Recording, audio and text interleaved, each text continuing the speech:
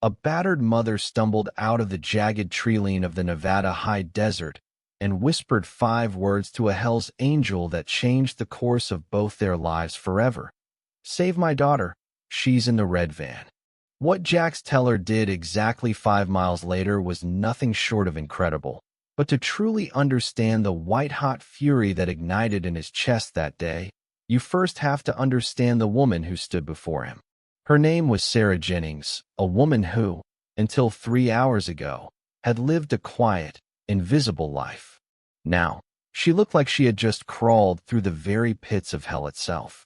Her summer dress was shredded, her bare feet were bleeding from the obsidian rock, and her face was a terrifying map of fresh, purple bruises.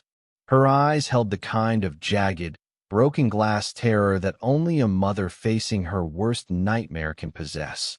The look of someone who has nothing left to lose because her heart has already been stolen. Before we reveal the shocking truth of what Jax found when he finally forced that red van off the road, and the dark secret Sarah was hiding about who actually took her child, I have to ask, who is riding with us today? We are a global brotherhood of protectors, a pack that spans every ocean and every border. We want to know where you are watching from. Drop your city and country in the comments below. And if you believe that the strongest among us have a sacred duty to protect the smallest, hit that subscribe button right now to join our pack. Jax had been idling at a lonely, forgotten crossroads where the asphalt of Route 15 meets the sun-bleached sand of the Mojave. He was checking his paper map, looking for a shortcut to the Las Vegas chapter's clubhouse to avoid the highway patrol. The heat was shimmering off the blacktop in thick, oily waves, and the only sound in the vast silence was the rhythmic tick-tick-tick of his 1974 shovelhead engine cooling in the shade of a lone Joshua tree. The world felt stationary, frozen in the midday glare. Then, that silence was shattered by a scream that didn't sound human.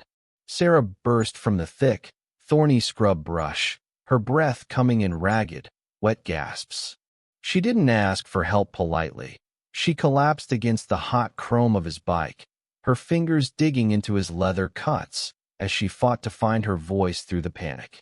Jax reached out, his massive, tattooed hands steadying her before she could hit the ground. He could feel the heat radiating off her skin and the frantic, bird-like pounding of her heart against her ribs. "The red van," she wheezed, her voice a broken rasp that suggested she had been screaming for miles. "Plates from out of state, blacked out windows. They took her. They took my Bella right out of the gas station bathroom. They're headed north toward the Devil's Throat Canyon. Please, you have to help me. The police, the sheriff, they won't make it in time. They told me they own the local law. They laughed at me. Jax, please, save my daughter." Jax didn't ask for her ID. He didn't ask for a backstory or proof of her claims. He saw the thumb-sized bruises on her throat and the way she looked back at the road with a primal, desperate hunger for vengeance. Jax Teller was a man who lived outside the law, but he lived by a code that was older than any statute book. You do not touch the innocent. He reached down, kick-starting his bike with a violent thrust that sent a cloud of dust into the air. The engine roared to life, a mechanical beast waking up to the scent of a hunt. "Stay here, Sarah," Jax barked over the thunder of the exhaust, his eyes already scanning the northern horizon. "There's an old ranger station a mile back. Walk there. I'm calling my brothers now. I won't stop until I find her, and I won't stop until the men who did this wish they'd never been born." Jax didn't just ride. He hunted with a cold, calculated precision. He pushed his Harley until the speedometer was a blurred needle, the desert wind screaming past his ears like a choir of vengeful ghosts. He knew this stretch of road better than he knew his own face. It led toward the Devil's Throat, a jagged, limestone canyon with narrow, terrifying switchbacks and 1,000 places for a vehicle to disappear into the shadows. If that red van made it past the canyon and hit the state line, little Bella would be lost in a dark, underground system that was designed to ensure children were never found. Every mile he covered, Jax's mind was racing. He wasn't just a biker. He was the sergeant-at-arms for a reason. He knew how predators worked. They relied on speed, they relied on the fear of the victim, and they relied on the slow response time of the authorities. But they didn't count on a Hell's Angel with nothing but road between him and justice. For miles into the chase, through the shimmering heat haze, he finally saw it. A flash of dull, rusted crimson against the stark white of the salt flats. It was a late-model cargo van, the kind with no rear windows and a sliding door that rattled on its hinges. It was moving with a reckless, suicidal speed, weaving through the sparse afternoon traffic with a total disregard for the lives of anyone else on the road. Jax felt a cold, sharp focus settle over his mind, a feeling he only got when the stakes were life and death. He reached into the pocket of his vest and clicked his long-range comms unit, the signal bouncing off the club's private repeater on the ridge. "T-Bone, come in. This is Jax. I've got a code 99. Repeat, a code 99. I'm in pursuit of a red Econoline van, northbound on Route 15 approaching the canyon entrance. There is a child in the back, age 6, who goes by Bella. The mother is battered at the 44-mile marker. Get the brothers moving from the north end and block the canyon exit at the bridge. I'm going in solo for the intercept. Do not wait for the sirens." "Copy that, Jax." T-Bone's gravelly, distorted voice crackled in his earpiece. "We're already saddling up. We're 5 minutes out from the bridge. Don't do anything that's going to get you killed before we get there. That van belongs to a crew we've been hearing about out of Reno. They're professional, and they're armed." Jax ignored the warning. Professional or not, they were in his territory now. He pulled into the left lane, the roar of his custom pipes echoing off the canyon walls as he gained on the van. He could see 2 figures in the front seats, shadows behind tinted glass. As he pulled alongside, he caught a glimpse of the driver through the side mirror. It was a man with a jagged scar running from his ear to his chin, his eyes wide and vacant like a shark's. The driver saw the Hell's Angel's death head patch on Jax's back, and, instead of slowing down, he swerved the massive van violently to the left, attempting to crush Jax and his bike against the jagged rock face of the canyon. Jax leaned back, the smell of burning rubber, hot oil, and scorched brake pads filling his lungs. He felt the wind of the van's mirror miss his shoulder by an inch. He wasn't going to play a game of chicken at 80 miles per hour. He reached into his side holster and pulled out a heavy steel puck, a tool bikers used for adjusting the behavior of aggressive drivers. With a calculated, powerful swing, he smashed the van's passenger side window, the safety glass raining down into the cabin like a hail of diamonds. The man in the passenger seat screamed, shielded his eyes, and fumbled for something in the center console. Jax didn't give him the chance. He veered his bike away and then surged forward, looking for a way to disable the vehicle without causing a rollover that might kill the child inside. But then, Jax saw something through the shattered glass that made his heart stop. On the passenger seat, there was a high-end laptop open, its screen glowing with a live-stream interface. He saw a digital clock counting down and a series of chat boxes scrolling at light speed. His blood turned to ice in his veins. This wasn't just a simple kidnapping for ransom or a domestic dispute. This was a live auction abduction. Every second he spent trying to be careful was a second that Bella's image was being sold to the highest bidder on the dark web. The realization changed everything. He couldn't wait for the roadblock 5 miles away. Bella didn't have 5 miles. He had to end the chase right now, regardless of the risk to himself. He spotted a narrow, gravel turnout ahead, an old runaway truck ramp that had been decommissioned years ago. It was a death trap for a bike, but it was his only shot. Jax accelerated, his engine screaming as he pulled a full bike length in front of the van. Then, he did the unthinkable. He stood on his pegs and slammed on his rear brakes, putting his own body and his 1,000-pound machine directly in the path of 3 tons of moving steel. The screech of tires was a deafening, metallic wail that echoed through the devil's throat. The van slammed into the rear tire of Jax's bike, the impact sending a bone-jarring shock through Jax's spine. He felt the world tilt, the heat of the road scraping against his leather as he laid the bike down in a controlled slide. He was a master of the low-side crash, and he used the bike as a shield, sliding across the asphalt in a cloud of sparks and blue smoke. The van driver, panicked and unable to see through the smoke, swerved to avoid crushing the biker and slammed nose first into a massive sandstone boulder at the edge of the turnout. A heavy, ringing silence descended over the canyon, broken only by the hiss of a ruptured radiator and the distant caw of a vulture circling overhead. Jax scrambled to his feet, his leather vest torn to shreds at the shoulder and his knuckles raw and bleeding, but he didn't feel the pain. His eyes were fixed on the rear doors of the van. He didn't wait for the occupants to recover. He tore the rear handles off with a strength born of pure, adrenaline-fueled rage. What he saw inside the dark, windowless cargo hold broke his heart into a million pieces, but it also filled him with a cold, righteous fury that he knew would never leave him.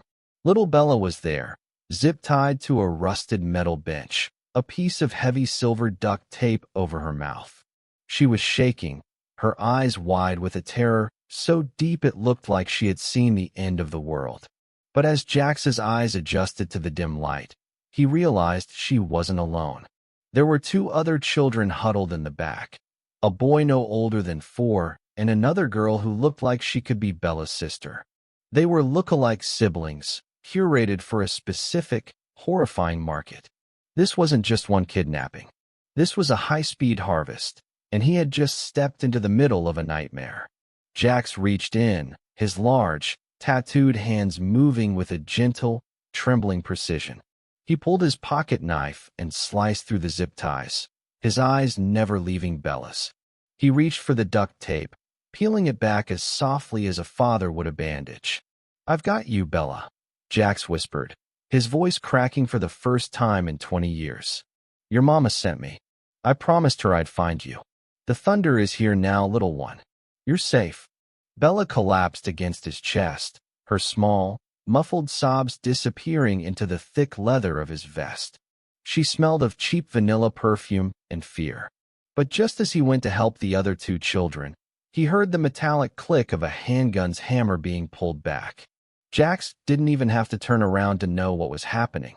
He shielded the 3 children with his broad shoulders, his body becoming a human wall between them and the front of the van. The driver, his face a mask of blood and broken glass, was standing by the crumpled hood of the van. He was holding a snub-nosed .38 revolver, and his hand was shaking, but his eyes were full of a cornered animal's malice. "You should have stayed on your bike, outlaw." The driver spat, coughing up blood. "You have no idea what you just did. You have no idea who paid for these kids. You just cost some of the most powerful men in this state over $500,000. You think your little club can protect you from them?" Jax didn't flinch. He didn't even look at the gun. He kept his eyes on the children, making sure they weren't looking at the man with the weapon. "I don't care about their $500,000. And I don't care if they own the governor or the pope. But I do care about the fact that you put your hands on a child in my territory. And in this desert, there's no one to hear you scream." Suddenly, the ground began to vibrate. It wasn't an earthquake. It was the low, rhythmic, earth-shaking thrumming of 20 more Harleys coming around the bend of the canyon. The driver's eyes went wide. He looked past Jax at the massive cloud of dust rising on the horizon. The Hells Angels hadn't just arrived. They had brought the entire pack. T-Bone, Big Mike, and the rest of the crew pulled into the turnout, a wall of steel and muscle that surrounded the van in seconds. "Drop it," Jax said, his voice as cold and flat as a tombstone. "Drop the gun, and maybe I'll let you live long enough to tell us who else is on that laptop. Don't drop it, and my brothers will spend the rest of the afternoon showing you what we do to people like you." The driver looked at the 20 bikers, their faces hard and unforgiving, then back at Jack's. He realized he was standing in the path of a storm he couldn't survive. He slowly began to lower the revolver. But just as the tension seemed to break, a second vehicle, a pristine white SUV with government plates, pulled up on the high ridge overlooking the canyon. A man in a dark suit stepped out, holding a long-range rifle with a suppressed barrel. Jax realized in a heartbeat that the red van was only the low-level transport. The real monsters were watching from above, and they weren't about to let their merchandise or the witnesses go without a fight. "Get down," Jax screamed, throwing himself over the three children as the first silent thwip of a bullet struck the metal side of the van, sparking inches from his head. The war for Bella's life had only just begun. The silent thwip of the suppressed rifle shot echoed ominously through the Devil's Throat Canyon, a sound that, in the desert, often means death. Jax Teller lay sprawled over Bella and the two other terrified children in the crumpled red van, feeling the cold kiss of the bullet as it punched through the metal inches from his head. He knew this wasn't just a simple kidnapping anymore. It was an organized operation backed by powerful individuals who didn't care who got hurt. The white SUV on the ridge, its windows glinting in the fading light, wasn't just watching, it was orchestrating. Before we reveal the identity of the man in the white SUV, a figure whose connection to Bella will leave you speechless, and witness the full, incredible fury of the Hells Angels as they turn the tide of this canyon battle, I have to ask, who is still riding with us, ready for justice? Drop the word family in the comments if you believe the true measure of a man is how fiercely he protects the innocent. We're building a community of protectors, and we want you in our pack. If you haven't already, hit that subscribe button right now. Let's ride into the storm. Jax barked orders over the children's muffled cries. T-Bone, sniper on the ridge. Get that white SUV off the damn mountain. Big Mike, secure the van. Get these kids out of here. T-Bone didn't hesitate. He pulled a compact, high-powered rifle from a custom sheath on his bike. He scrambled up the steep, rocky incline of the canyon wall with a surprising agility for a man his size. Jax knew T-Bone's reputation. He was the best shot in the club, a steady hand even under fire. Meanwhile, Big Mike, a mountain of a man, used his massive frame to shield the back of the van, returning fire at the now retreating figures on the ridge with a heavy, sawed-off shotgun. The canyon filled with the roar of engines, the crack of gunfire, and the shouts of angry men. Inside the van, Jax was untying the other two children. They were siblings, no older than Bella, their faces bruised and their eyes hollow. They clung to him, their small bodies trembling. "Who are you kids?" Jax asked, his voice low and comforting despite the chaos. "What are your names?" The older girl, maybe 7, looked up at him, her eyes still full of fear but with a spark of defiance. "I'm Lily, and this is my brother, Max. They took us from the old bus station. They said our mom gave us away." Her voice was a barely audible whisper. Jax felt another surge of cold rage. These weren't just kidnapped children. They were victims of a sophisticated human trafficking ring that preyed on the most vulnerable. This was far bigger than a simple chase.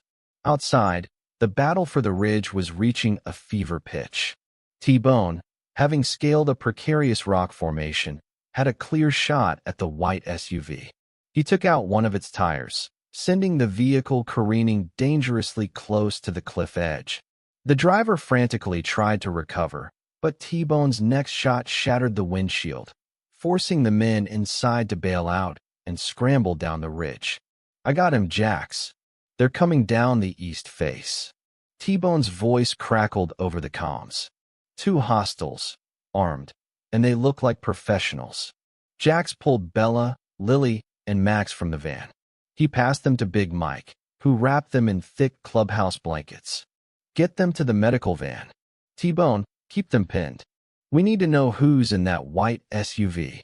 Jax then confronted the driver of the red van, the man with the scarred face, who was now zip-tied and lying face down in the mud.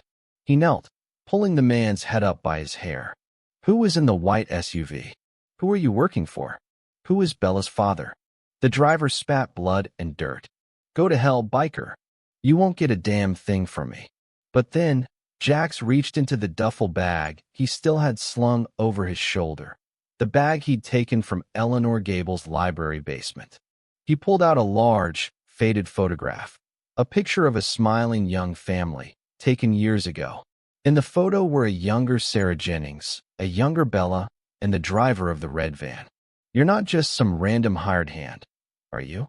Jax growled, pushing the photo into the driver's face.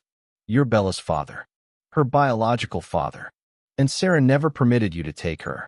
You're trying to sell your own child." The driver, a man named Mark, went silent.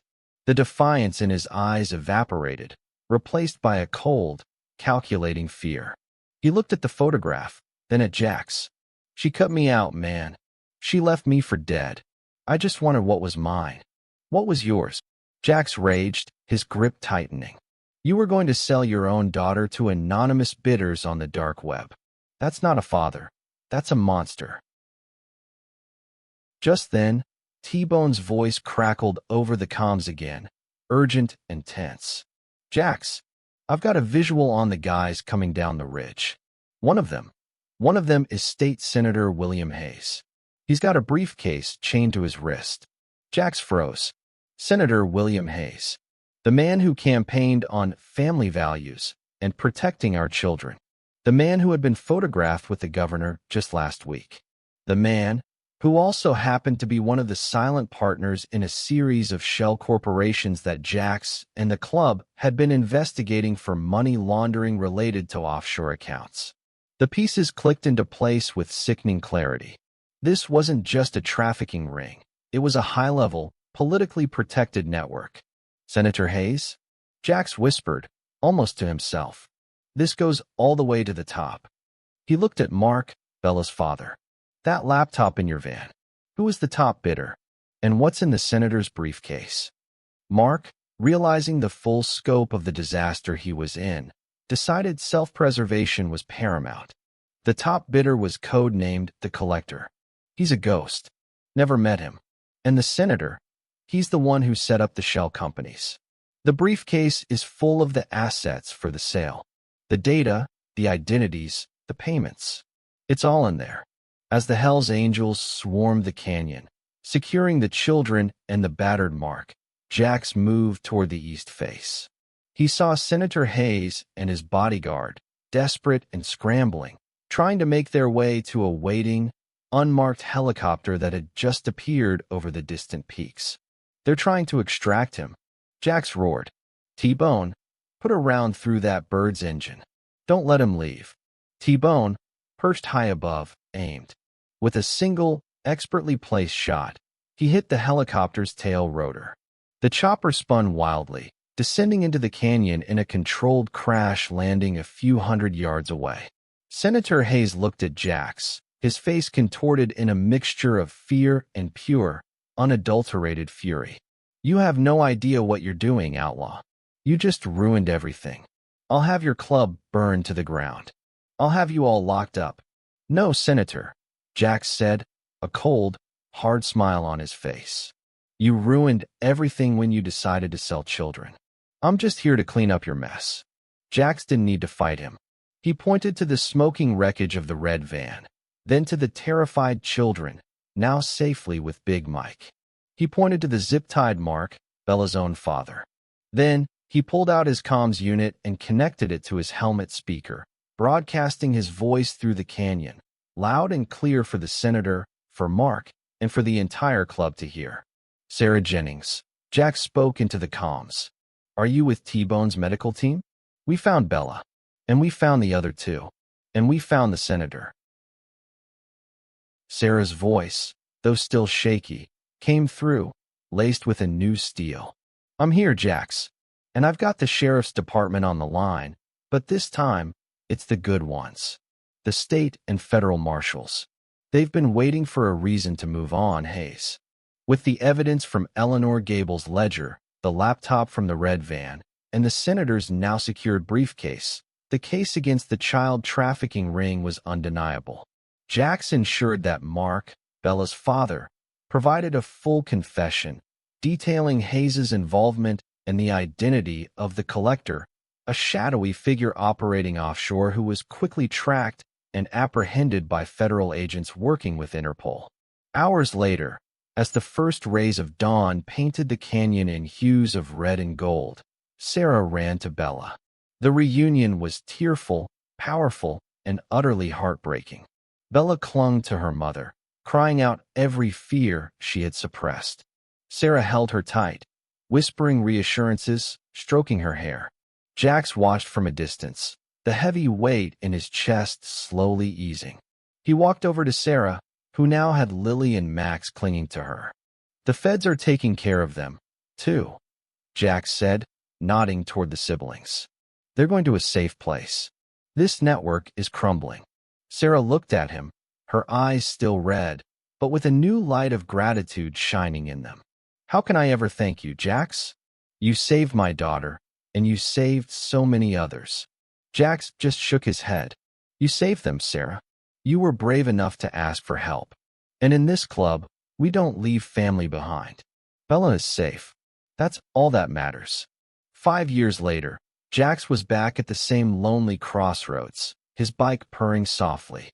A sleek, late-model sedan pulled up beside him. Sarah Jennings, no longer battered but strong and radiant, stepped out. With her were a vibrant, laughing Bella, a healthy Lily, and a confident Max. They were a family, not by blood, but by circumstance and the unwavering courage of one Hell's Angel. "Jax!" Bella shouted, running to hug his leg. Sarah smiled. "Bella wanted to show you her report card. All A's. She wants to be a lawyer. Lily and Max are doing great, too. The adoption went through last year." Jax looked at the children, then at Sarah. He saw the scars on her face, but they were fading. He saw the strength in her eyes. "You did good, Sarah. You built a new life." "We built it, Jax," she corrected him. "You showed me that sometimes the real heroes ride in leather, not in badges. Thank you for being Bella's thunder." As Jax watched them drive away, he knew his place wasn't in their world of suburban peace.